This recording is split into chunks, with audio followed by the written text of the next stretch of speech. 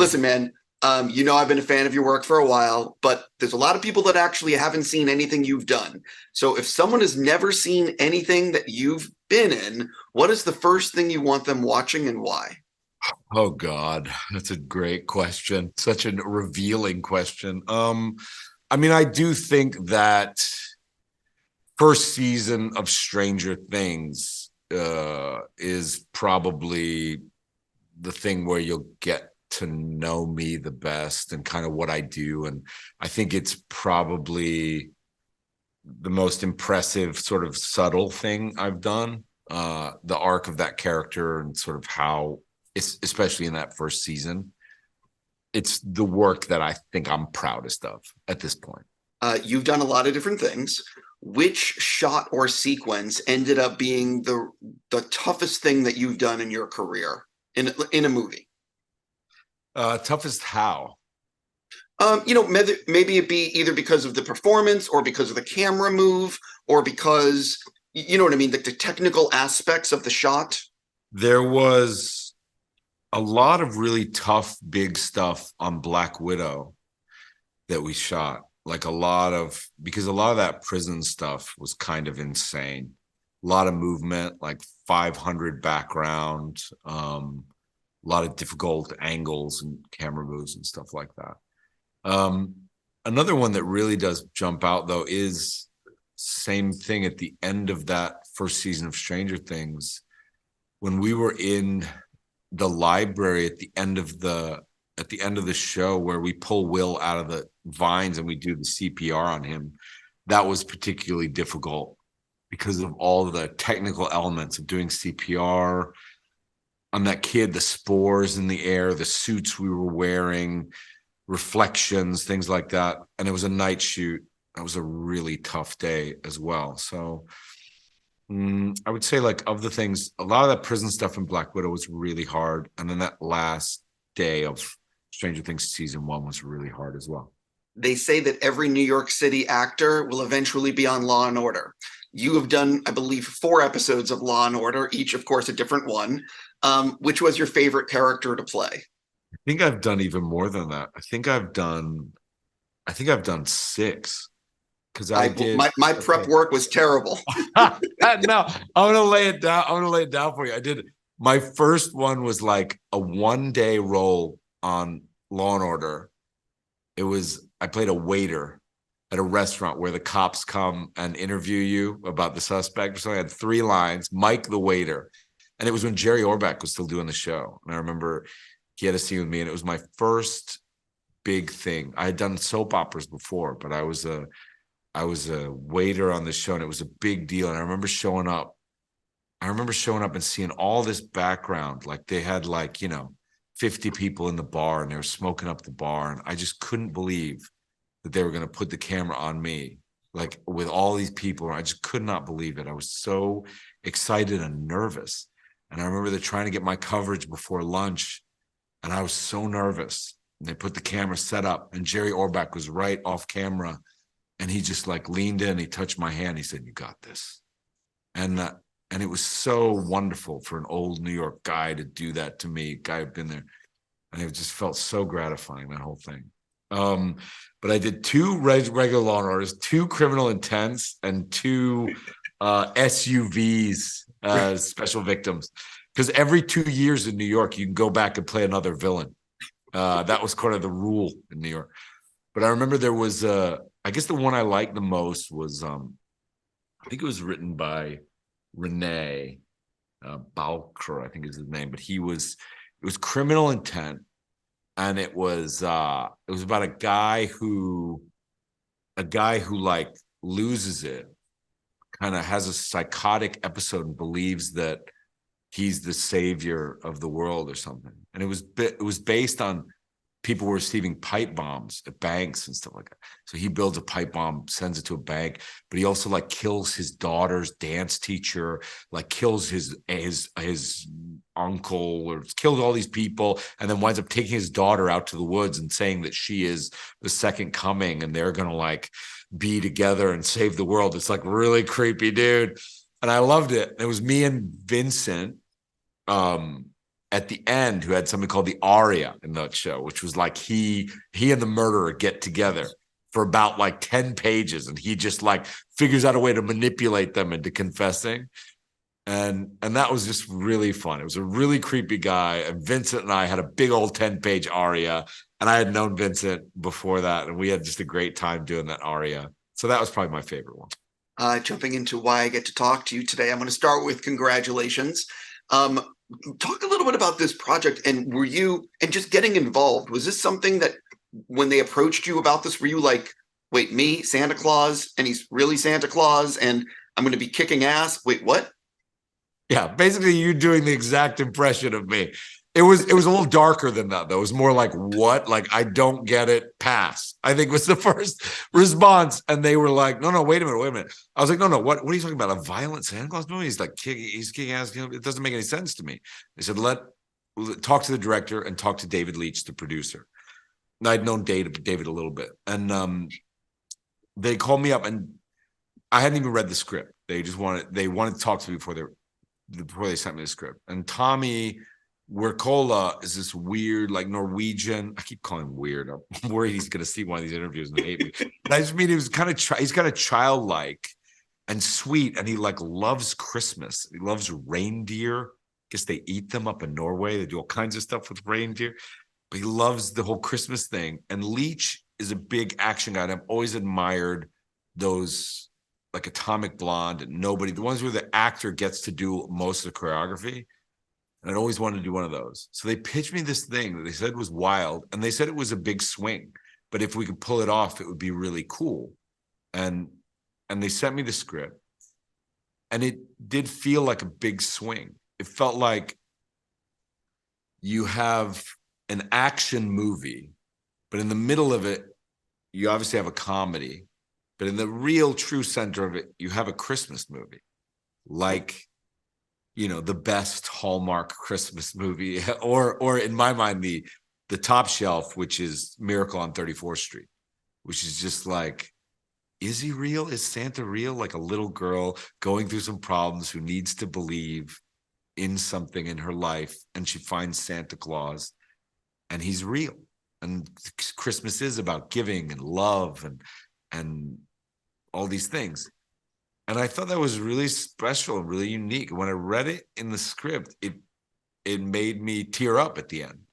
And I thought, wow, that's special, because a lot of scripts, it's hard enough to get through them. This one I got through. And at the end, in those scenes with him and her, where he's saying, I better get going now, it made me tear up. And I was like, oh, this could be really special if we get it right. But I still at that time thought it was a big swing, and it was going to be real hard, and we had to go to work real hard on it, and we did. And but that was what made me want to do it, that it was so unique. And even though it was a big action movie, I got like emotional at the end of it. Action scenes look amazing when you're watching them at home in the comfort of your couch or in a movie theater, but filming them is a holy shit pain in the ass. At what point in the shoot were you like, why did I sign on for this movie? Like before the shoot even began, I was that way. I went up to Winnipeg with the stunt guys for a month before even pre-production. We had a month of training in Winnipeg, and then we went home for Christmas, and then we came back in January, had another month of prep to train. But for that month in December, I was already eating because I wanted him to be big, so I was eating a lot. And I showed up at these training rehearsals with these guys. We were doing wrestling, mainly jiu-jitsu and wrestling. And I don't know if you've ever wrestled. I never had. They do this thing called pummeling in wrestling, which is basically just like grabbing a guy and he grabs you. And you just do this for hours. And it is the most tiring and exhausting thing I have ever. I've never been that tired in my life. We train for about 3 or 4 hours a day. And then I would just go pass out and sleep like 16 hours and wake up in the morning and do it again. It was so exhausting. And these guys are so skilled. And they also make you look so good because they're doing the reactions. So you're just trying to keep up with their choreography. But they also were so sweet, but they had endless energy. And I was just exhausted. But, being able at this age to be paid to learn new disciplines and learn new things in life is such a gift. And when you're working with skilled professionals like that, it's something that I wouldn't want to miss. So I kept showing up, and I kept showing up on time. It was exhausting, but it's just real gratifying to be able to learn something like that at this stage in life. So it was also very rewarding. Did you get to keep Skull Crusher? No, I don't have Skull Crusher, but I have his stand-in, who's the like sledgehammer from the shed. I have one of those. Yeah. What I appreciated is, listen, there's been a lot of great Christmas movies, and this one nods Home Alone, it nods Die Hard. Can you sort of talk about that aspect that it's having fun? Yeah, absolutely. I mean, there's so many throughout the movie. There's so many homages to all these Christmas movies, and that was what really stuck out for me. Not even so much the Home Alone. We actually talk about Home Alone in the movie. The little girl had just watched Home Alone, and then later on in the movie, there's a sequence that's very Home Alone with the bad guys, which is great. It's a great sequence. It's hilarious. That sequence is A+. Yeah, people love that sequence. It's a terrific sequence. And yeah, when I read the movie, it was really Die Hard that stuck out to me. And, there's even sequences where he doesn't necessarily say the exact lines, but there's McClane has a lot of one-liners in that movie where it's like, come to New York, like, it'll be great, they said. And I think, or ho, ho, ho, I have a machine gun, which he writes. But there's a lot of that in the movie as well. It's kind of got a throwback feel to even some of the old Schwarzenegger movies, like Commando. There was a lot of one-liners, which we've in the edit have massaged because we felt like we didn't quite need them. But the script itself has a real 80s feel to it at its bones. Santa was running around saying like, these guys are Feliz Navidad, or I'm gonna eat these guys like a plate full of cookies. They like one-liners that you'd find in an old Schwarzenegger movie. There's something about that I liked because they've experimented with it in Stranger Things certainly as well, where there's a lot of these old tropes where the genre itself, the popular movies genre, had a real peak in the 80s with these particular movies, or and I think there's some going back to that, looking back at how great that was, that we as audiences want. We want that Spielberg flavor again, or we want that Die Hard flavor again. And so I thought it was really fun in the script that they paid a lot of homage to those movies. And those movies are just spectacular movies. So yeah, we have a lot of Die Hard homage. We have a lot of Home Alone homage, but we have fun with it. Are you looking forward or a little bit dreading that your next year might already be mapped out with Marvel and then Stranger Things, and that's all you're filming? Yeah, next year is going to be very tough year for me schedule wise. We've already gotten into a lot of that. I mean, the thing that is gratifying is that there are two things that I love. I love both characters very much. It will be my goodbye to Jim Hopper, though, too, which is a big deal. Fortunately, I feel like I'll have a long time to say goodbye because I think we're going to take a long time shooting these episodes. I know those Duffer Brothers are very specific, and I know they want to get that last season. I mean, if you look at season 4, I have a feeling that season 5 may not be as long, but it certainly will be packed to the brim with good stuff that you love. I mean, they really are getting better at giving you that home run that audiences love. And I think that season 5 will do that so much. So it'll be, and I mean, to get to play Hopper one last time will be really exciting. And I'm going to pour my soul into it as hard as I can. So in that way, scheduling wise, it's going to be crazy. You're right. I'm just going to be shooting that. But it's been, I mean, that role has been the role of a lifetime in many ways. I hope I hope I'll play things further on that will be even more known in a way. I don't want this to be the thing that people, you know, whatever that means. But Well, but I know what you mean, but I want to know something. Is it possible that you're going to have to do Thunderbolts for 2 weeks, go to Stranger Things for a week, go back to Thunderbolts, or is it going to be where you're just shooting Marvel and then going to Stranger Things? have you been talking to my lawyers about what? Have you been talking to the first AD? Because Well, they're pissed. No, no, because I know that Thunderbolt starts filming early next year or sometime next year, and I know that the Duffers have been writing since August because they told me. So I know the scripts are, you know what I mean. I know how filmmaking works, and I I know honestly that need you in the room on the deal. I need you saying, look, I know how this works, guys. This has already been read. No, you're right. It really is. It's going to have to be a back and forth with me. They're going to have to sort of share me. And so it is kind of like, I don't know exactly how they're working it, but it's a week on, week off, 2 weeks on, 2 weeks off, something like yeah. that, where I will go back and forth. They both are being shot in Atlanta. So, Oh, that's actually amazing. You got so fucking lucky. Oh my God. well, that may have also been structured in a certain way, but yes, it is helpful. So I can just literally, shoot a scene at Stranger Things and get in my car and run over to the Marvel Studios and shoot a scene there, maybe. You sure? But It's I real. do have, what I do have real problems with, Steve, is I have facial hair conundrums. I really Yeah. have to figure that out. Yeah, it's a That real thing. that's what's really funny is people don't think about that. Also, you might want to be bigger for Yeah. Thunderbolts, but you want to be Yeah. thinner for Stranger Things. How do you pull that off? Yeah. All these things, prosthetics have come a long way in so many different ways. So that's wonderful. And then it is another aspect of creative limitations that you use to your advantages.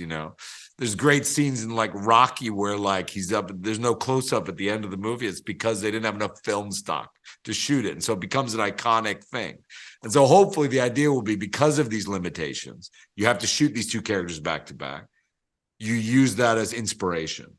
I was like, what can I do that'll be really cool for Hopper and really cool for Alexei? Sure. That's going to be able to do these things in tandem. And I'm going to try to get real creative. We're all going to try to get real creative about it and come up with something real cool. But it definitely is a factor. You don't have just blank slate creativity. You have to think strategically. Have you actually read the Thunderbolt script or been told what this is all going to be? Yes, I've been told what it's all going to be. I have yet to read a script, but I have Sure. been told. I've been told the arc. Are you super happy, or oh my God, this is going to be awesome? It's going to be really good. It's going to be really, and it's not what you expect. It incorporates a couple new elements, new things that we have yet to see in the universe, which is really cool. We introduce a thing that's super cool. It's vital. I'm psyched that Julia Louis-Dreyfus character is going to be in a bigger way explored. And of course, one of the things you'll probably know is that the me and Florence dynamic will be in there and explored in a way that's really cool. But, all these guys like Sebastian's character, Wyatt's character, I just love this mercenary element in the MCU. MCU's always been sort of elevated in a certain way. Captain America, even Iron Man, although he has egos, is always in it for the right reasons or ultimately does the right thing. And I like these guys who are a bunch of losers, or like a bunch of guys who can't quite get it right. And so far, what they've pitched me just feels really cool. It just feels really cool. I mean, I wish I could talk more about it, but you know how it is.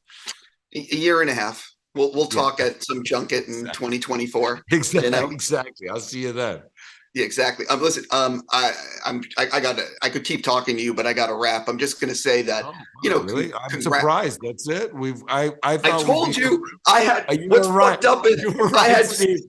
I trust from now on. I trust you. I was scared, but you were right. You what's kept funny me is going. I have all these questions here and all these questions here, and none of them got asked because I Oh, told you. damn it!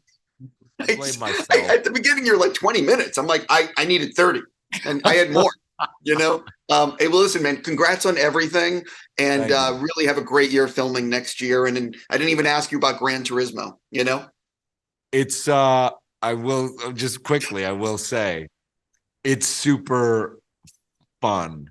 And that Neil Blomkamp is that even hype? I don't know You what know, his last that's name not how you is. pronounce it, but I can't. So we'll just say Neil.